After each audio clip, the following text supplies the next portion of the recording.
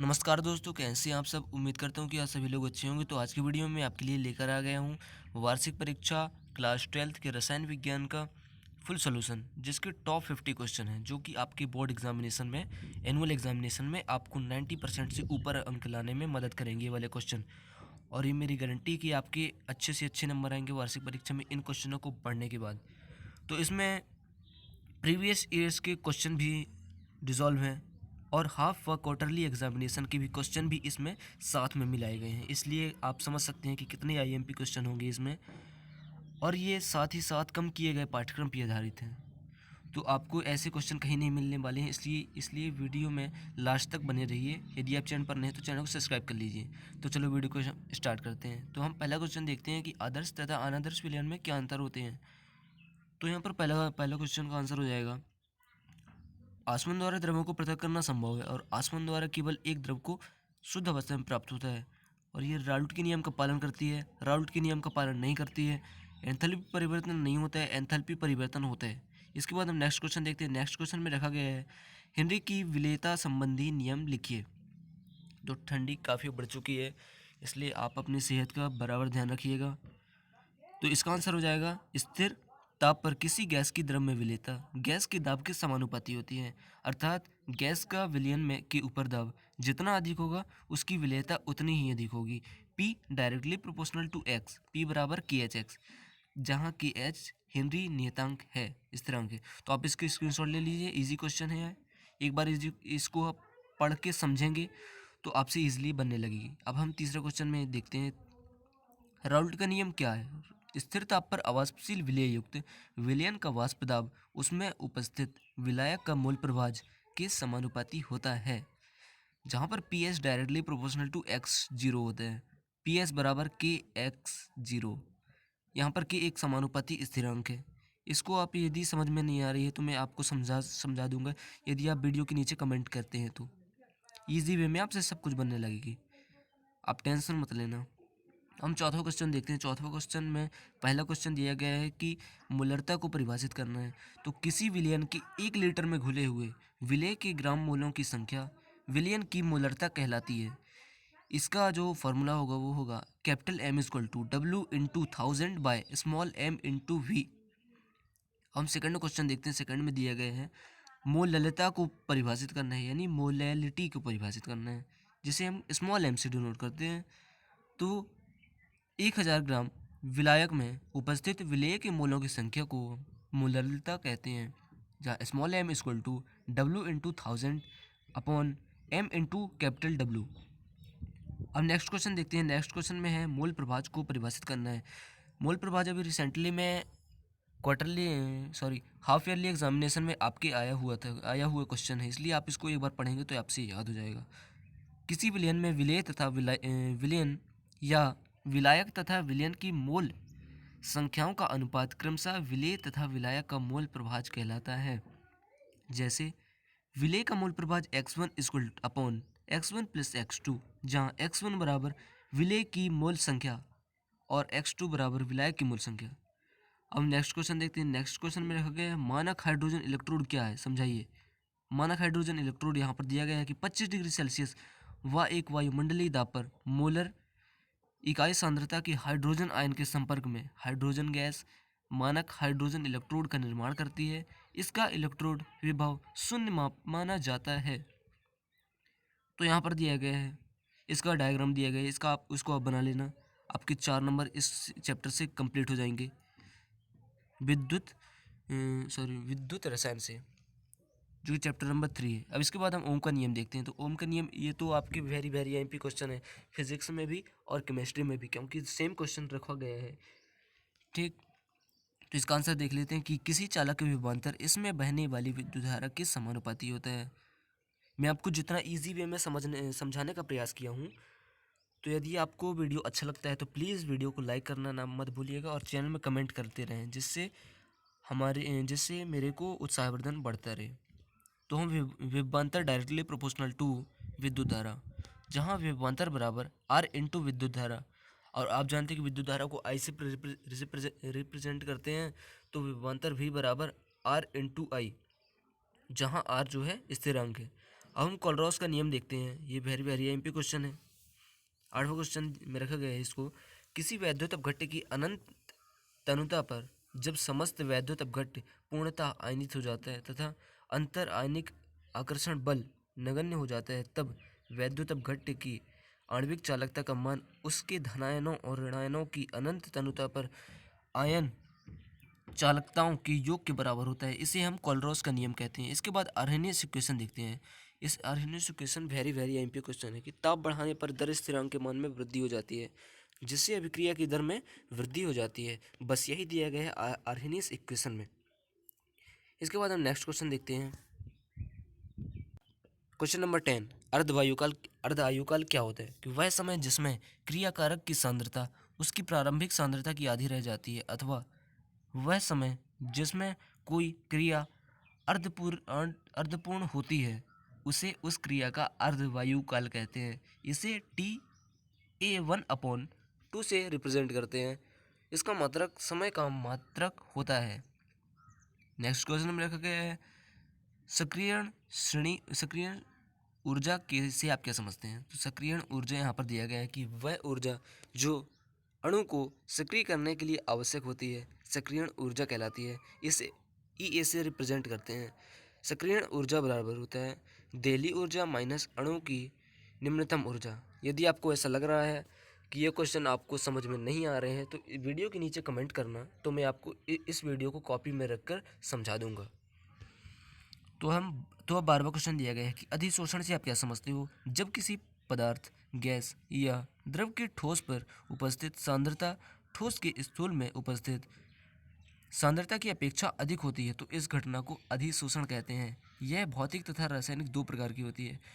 अब 13वां क्वेश्चन में रखा गया है पेप्टीकरण से आप क्या समझते हैं?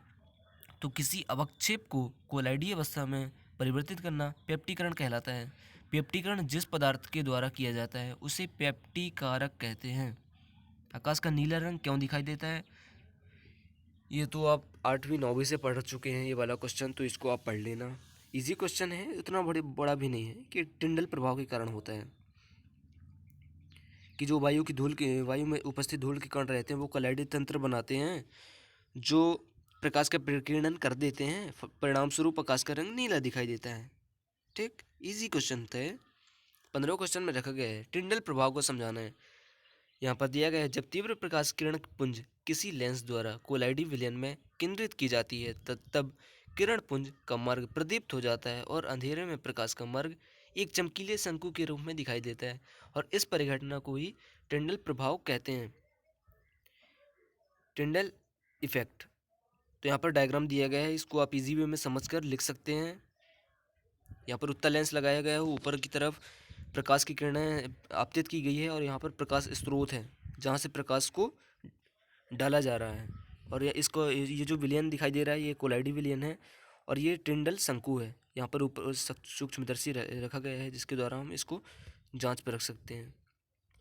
अभी वेरी वेरी एमपी क्वेश्चन है भाई। इसके बाद जो 16वां क्वेश्चन दिया गया है लोहे के अयस्कों के नाम लिखना है और कॉपर के भी अयस्कों के नाम लिखना है।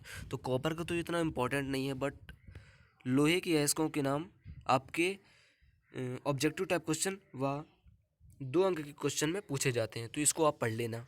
पहला दिया गया है हेमेटाइट Fe2O3, दूसरा मैग्नेटाइट का जो फार्मूला था अभी रिसेंटली एग्ज़ाम में, हाफ ईयरली के एग्ज़ाम में पूछा गया था। एक शब्द में उत्तर लिखिए, तो एक अंक का आया था, तो बस यही है Fe3O4। तीसरा आयरन पायरेटेज FeS2। ऑक्सीजन परिवार के हाइड्रोडों के नाम व सूत्र लिखिए। Hydrogen oxide H2O, hydrogen selenide H2Se, hydrogen telluride H2Te, hydrogen polonide H2PO। इसके बाद नेक्स्ट क्वेश्चन 18वां क्वेश्चन दिया गया है फ्लोरीन केवल -1 ऑक्सीकरण प्रदर्शित अवस्था दर्शाता है, जबकि अन्य हेलोजन तत्व इसके अतिरिक्त +3, +5 व +7 ऑक्सीकरण अवस्था भी दर्शाते हैं। क्यों, ऐसा क्यों होता है? इसके पीछे क्या रीज़न है? तो यहाँ पर आंसर दिया गया है फ्लोरीन में केवल 2 कक्षों में इलेक्ट्रॉन होते हैं। ये आपका अर्धवार्षिक क्वेश्चन में आया हुआ क्वेश्चन है, अतः रिक्त स्थान नहीं होते हैं, जबकि अन्य हेलोजन अंतिम कक्षा में रिक्त स्थान रखते हैं। जिसके कारण फ्लोरीन के अतिरिक्त अन्य हैलोजन उच्च ऑक्सीकरण अवस्था भी दर्शाते हैं। 19वां क्वेश्चन में रखा गया उत्कृष्ट गैसें रासायनिक रूप से अक्रिय होती है, क्यों? इसके पीछे क्या रीज़न है? तो अक्रिय तत्वों के परमाणुओं की बाह्यतम कक्ष में 8 इलेक्ट्रॉन होते हैं और हीलियम को छोड़कर, जिसके कारण ये बंध नहीं बनाते हैं, इसलिए उत्कृष्ट तत्वों की प्रकृति अक्रिय होती है। यदि मतलब अर्थात ये रासायनिक क्रियाओं में भाग नहीं लेते हैं। इसके बाद 20वां क्वेश्चन में रखा गया है क्लोरीन ऑक्साइड ClO3O2 के दो उपयोग लिखना है। तो पहला इसका उपयोग हो जाएगा पीने के पानी को परिष्कृत करने में। दूसरा, सफ़ेद ब्रेड बनाने के लिए आटे को विरंजित करने में। ये सेकंड में आप लिख सकते हैं कि किण्वन की क्रिया करने में भी इसका उपयोग किया जाता है, जो कि आपके माइंड में बैठ जाएगा। इसके बाद हम 21वां क्वेश्चन देखिए। 21वां क्वेश्चन में रखा गया है हैलोजन प्रबल ऑक्सीकारक क्यों होते हैं? तो कम बंध वियोजन एंथैल्पी, उच्च इलेक्ट्रॉन ऋणायन ऋणात्मकता तथा उच्च ऋणात्मक इलेक्ट्रॉन लब्धि एंथैल्पी के कारण हैलोजनों की प्रबल प्रवृत्ति इलेक्ट्रॉन ग्रहण करने की होती है, अतः उनका अपचयन हो जाता है। परिणाम स्वरूप हैलोजन प्रबल ऑक्सीकारक होते हैं। अब हम 22 क्वेश्चन देखते हैं। ये तो आना ही है भाई, इसको तो आप कॉम्प्रोमाइज़ बिल्कुल भी नहीं कर सकती। इस वाले क्वेश्चन को लेंथेनॉइड और एक्टिनॉइड में अंतर लिखना है, इसको आप कॉम्प्रोमाइज़ मत करना है, इसको आप पढ़ के ही जाना, नहीं तो आप बहुत पछताओगे इस वाले क्वेश्चन को यदि आप नहीं पढ़ेंगे तो हम इसमें अंतर देख लेते हैं कि लेंथेनॉइड में पहले देखते हैं कि अंतिम इलेक्ट्रॉन 2n-2 F कोष उपकोष के 4F में प्रवेश करता है और इसमें अंतिम इलेक्ट्रॉन n-2 F उपकोष के 5F में प्रवेश करता है। और तीसरा पॉइंट देखते हैं। दूसरा थोड़ा सा कठिन क्वेश्चन है, इसलिए तीसरा देखते हैं पॉइंट।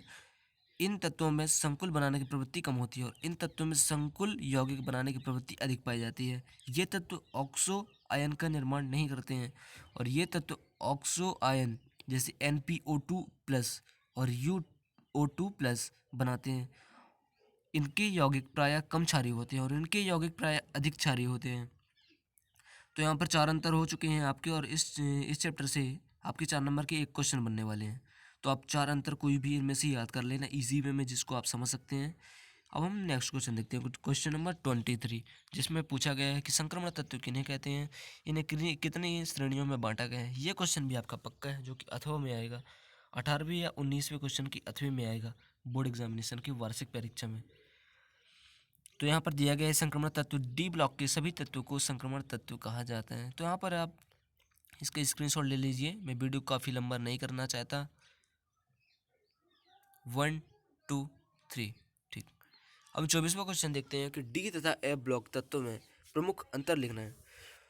तो ये भी इंपॉर्टेंट क्वेश्चन है कि इसमें क्या क्या होता है, कि ये तत्व स्थायी होते हैं, ये तत्व कम स्थायी होते हैं, प्रकृति में सामान्य मात्रा में पाए जाते हैं और प्रकृति में दुर्लभ मात्रा में पाए जाते हैं। इसका मतलब यह होता है कि दुर्लभ यानी कि इसमें कई प्रकार के अशुद्धि होते हैं, जिनको जिनको कई विधियों द्वारा छाँट कर एक नए पदार्थ का निर्माण किया जाता है। ये तत्व संक्रमण तत्व कहलाते हैं। ये तत्व संक्रमण तत्व नहीं कहलाते, अंतः संक्रमण तत्व कहलाते हैं। और ये इन तत्वों के जो डी इलेक्ट्रॉन रहते हैं वो डी उपकोष में पाया जाता है और इसमें F उपकोष में पाया जाता है। 25वां क्वेश्चन रखा गया है समन्वय संख्या को परिभाषित करना है। केंद्रीय धातु परमाणु अथवा आयन के साथ उपकोष उपसहसंयोजी स्थापित करने वाले एकाकी इलेक्ट्रॉनों युग्मकों की संख्या उस धातु की समन्वय संख्या कहलाती है। यहाँ पर एग्जांपल दिया गया, आप इसका स्क्रीनशॉट ले लीजिए। 26वां क्वेश्चन का भी आप स्क्रीनशॉट ले लीजिए कि कार्बधात्विक यौगिक क्या होते हैं, इनकी उदाहरण के साथ स्पष्ट करना है। 27वां क्वेश्चन में रखा गया है फेरोसिन व जाइसे लवण। ये इस चैप्टर से आपके 2 नंबर के क्वेश्चन आने हैं। कुछ चैप्टर नंबर 8वां, तो इससे आपके 3 नंबर के क्वेश्चन बनने वाले हैं। तो आप इसका डायग्राम बस समझ सकते हैं और किसी को पढ़ने की ज़रूरत नहीं है आपको। आप इसका स्क्रीनशॉट ले लीजिए। अब हम 28वें क्वेश्चन की तरफ बढ़ते हैं। अरे भाई ये तो ये इतना इंपॉर्टेंट है कि ये आप नहीं पढ़ेंगे केमिस्ट्री में तो कुछ नहीं पढ़ेंगे, क्योंकि ये रिएक्शन यदि आप नहीं पढ़ते हैं ऑर्गेनिक केमिस्ट्री में तो आपसे कुछ नहीं बनेगा, तो आप बाद में पछताते रह जाएंगे। इसलिए इस वीडियो में भी ही आप सभी चीज़ को कवर कर सकते हैं। वुड्स अभिक्रिया क्या होती है कि ईथर की उपस्थिति में एल्किल हैलाइड को सोडियम धातु के साथ गर्म किया जाता है तो उच्च एल्केन प्राप्त होते हैं। इसे ही हम वुड्स अभिक्रिया कहते हैं। इसके बाद सेलमियर अभिक्रिया दिया गया है। आप इसका स्क्रीनशॉट लेकर आप एक बार इनको पढ़ेंगे और बार बार इसकी रिवाइज करेंगे तो आपसे ये बनने लगेगी। 29वां क्वेश्चन देखते हैं कि वुड्स फिटिंग अभिक्रिया क्या होती है। यहाँ पर दिया गया है, आप इसका स्क्रीनशॉट ले लीजिए। अब 30वें क्वेश्चन की तरफ बढ़ते हैं। तो इसमें दिया गया है एल्किल हैलाइडों में नाभिक स्नेही प्रतिस्थापन अभिक्रिया कैसी होती है। आप इसका स्क्रीनशॉट ले लीजिए। इसके बाद फिनॉल एवं अल्कोहल में कोई 4 अंतर लिखना है, तो आप इसके स्क्रीनशॉट ले लीजिए कि ये क्रिस्टलीय ठोस होते हैं, ये पतले द्रव होते हैं। 32वां क्वेश्चन में रखा गया है विहाइड्रोजनीकरण क्या होता है। प्रथम, द्वितीयक व तृतीयक अल्कोहल क्रमशः एल्डिहाइड व कीटोन व एल्किल देते हैं। 33 क्वेश्चन में रखा गया है विलियमसन संश्लेषण विधि। ये आपके अभी अर्धवार्षिक परीक्षा में पूछा गया क्वेश्चन है। यदि आपका प्री बोर्ड एग्जाम होता है तो उसकी भी फुल सॉल्यूशन मैं आपको सबसे पहले प्रोवाइड करवाऊंगा, ठीक। तो यहाँ पर दिया गया है कि आप इसका स्क्रीनशॉट ले लीजिए। इसकी विशेषताएं उतनी इंपॉर्टेंट नहीं है, बट आप इसकी जो परिभाषा ये आपके लिए इंपॉर्टेंट है। एल्डिहाइड एवं कीटोन में अंतर स्पष्ट करनी है, तो यहाँ पर दिया गया है इसका क्रियात्मक समूह CHO होता है जो कार्बन श्रृंखला के सिरे पर स्थित होती है। इसमें क्रियात्मक समूह CO होता है जो कार्बन श्रृंखला के मध्य में स्थित होती है। इसके तीन अंतर याद कर लेना आप। बोर्ड एग्जामिनेशन में आपके तीन नंबर के क्वेश्चन पूछेंगे। तो 35 क्वेश्चन में रखा गया है टॉलिन अभिकर्मक क्या होता है। यहाँ पर सिल्वर नाइट्रेट का अमोनिया में बना हुआ विलयन ही टॉलिन अभिकर्मक कहलाता है। इसमें क्रियात्मक भाग Ag2O होता है। यह एल्डिहाइड से क्रिया कर Ag में अपचयित हो जाता है जो पात्र की दीवारों पर जमा हो जाते हैं, जिसे रजत दर्पण भी कहते हैं। इससे आपके 2 क्वेश्चन भी बन जाएंगे, जैसे कि टॉलिन अभिकर्मक से आप रजत दर्पण कैसे प्राप्त करेंगे, और इन दोनों में से आपके क्वेश्चन बनने ही वाले हैं। मैं पक्का बता दे रहा हूँ कि आपके बोर्ड एग्जामिनेशन में बनने वाले हैं क्वेश्चन। 36 क्वेश्चन में रखा गया है रोजनमुंड रिएक्शन क्या होता है। आप इसको पढ़ सकते हैं। 37 क्वेश्चन में एमीन जल में विलय होते हैं क्यों, इसका क्या कारण है कि एमीन जल में विलय होते हैं। तो यहाँ पर दिया गया है एमीन में नाइट्रोजन परमाणुओं की ऋण विद्युतता उच्च होती है। यह जल अणुओं के साथ हाइड्रोजन परमाणुओं के साथ हाइड्रोजन बंध बना लेती है और संगुणन क्रिया के फलस्वरूप एमीन जल अणुओं से जुड़ जाती है, इसलिए एमीन जल में विलय होती है। और हाफमैन ब्रोमाइड अभिक्रिया क्या होती है। ये वेरी IMP क्वेश्चन है जो कि आपको बोर्ड एग्जामिनेशन में देखने को मिलेगा। आप इसको पढ़ लीजिए।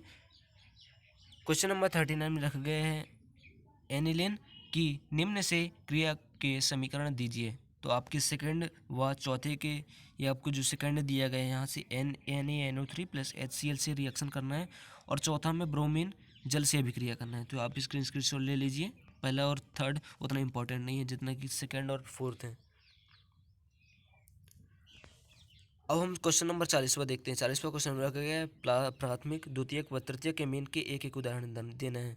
तो यहाँ पर CH3 NH2 CH3 N2। यहाँ पर 41वां क्वेश्चन रखा गया है DNA व RNA में अंतर स्पष्ट करनी है। तो ये वेरी IMP क्वेश्चन है भाई साहब, क्योंकि ये केमिस्ट्री और साथ ही साथ बायोलॉजी में भी ये वाला क्वेश्चन आपके 100% श्योर है कि आने हैं, तो इसको आप पढ़ सकते हैं। 42वां क्वेश्चन में रखा गया है अल्फा एमिनो अम्ल तथा प्रोटीन में कोई 2 अंतर स्पष्ट करनी है। यहाँ पर दिया गया है, चूंकि इससे 2 नंबर के क्वेश्चन आने हैं आप, इसलिए आप इसको पढ़ सकते हैं। अब है कार्बोहाइड्रेट क्या होती है, इसके क्या कार्य लिखना है।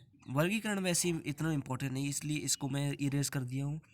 कार्य इंपॉर्टेंट है, इसलिए आप इसको स्क्रीनशॉट ले सकते हैं कि ये शरीर को ऊर्जा प्रदान करती है और ये शरीर के बहुत पार्ट बनाती है। 44वां क्वेश्चन रखा गया है किन्हीं 4 प्रोटीनों के नाम लिखना है, उनके द्वारा मनुष्य के शरीर में किए जाने वाले कार्य को भी समझाना है। तो यहाँ पर दिया गया, आप स्क्रीनशॉट ले लीजिए। इंपॉर्टेंट क्वेश्चन है भाई साहब ये, क्योंकि आपके जो चैप्टर नंबर 8 है बायोलॉजी के, ये भी इसलिए भी इम्पोर्टेंट है ये वाला क्वेश्चन। 45 क्वेश्चन में गया DNA अंगुलीशापन क्या है। ये भी बायोलॉजी का ही क्वेश्चन है जो कि आपके केमिस्ट्री में आने वाला है। इसका क्या महत्व होता है। डीएनए फिंगरप्रिंटिंग, जिसे हम आप इंग्लिश में कह सकते हैं। 46 क्वेश्चन में रखे गए हैं निम्नलिखित जैव अणुओं और तत्वों के कार्य व प्राप्ति के स्रोत लिखना है। प्रोटीन, कार्बोहाइड्रेट्स, वसा और कैल्शियम। डेटॉल के संगठक कौन कौन से होते हैं? 47 क्वेश्चन में रखा गया है। 48 क्वेश्चन में प्रतिजैविक क्या होते हैं? ये इंपॉर्टेंट क्वेश्चन है। ऐसे रासायनिक पदार्थ जो सूक्ष्म जीवाणुओं द्वारा उत्पन्न होते हैं तथा अन्य सूक्ष्म जीवों को नष्ट कर देते हैं उन्हें हम प्रतिजैविक कहते हैं, जैसे पेनिसिलिन, स्ट्रेप्टोमाइसिन, टेट्रासाइक्लिन। 49 क्वेश्चन में रखा गया है पूतिरोधी औषधि किसे कहते हैं, या पूतिरोधी क्या होते हैं, इनको उदाहरण दीजिए। तो यहाँ इस उदाहरण में आ जाएगा डेटॉल, सेवलॉन। आपके जो उसमें आते रहते हैं एडवर्टाइजमेंट वगैरह में ना, कि प्रतिपूति क्या होते हैं। अब 50 क्वेश्चन में जो कि लास्ट क्वेश्चन है, इसमें रखा गया है 2 पीड़कहारी औषधियों के नाम लिखना है, जो कि मॉर्फिन और कोडीन, हेरोइन। तो आज की वीडियो में हमने टॉप 50 क्वेश्चन के बारे में देखा, जो कि आपके बोर्ड एग्जामिनेशन में 100% श्योर चांस है कि आपके ये क्वेश्चन आपके देखने को मिलेगा, जो कि इसमें हर प्रकार के क्वेश्चन मिलाए गए हैं। इसलिए यदि आपको इस वीडियो में अच्छा लगा तो इस वीडियो को लाइक कर दें एवं चैनल के नीचे कमेंट बॉक्स में कमेंट करना मत भूलिएगा। तो आज की वीडियो में बस इतना ही। आगे का जो भी वीडियो होगा मैं आपको जल्दी प्रोवाइड करूँगा। तब तक के लिए धन्यवाद।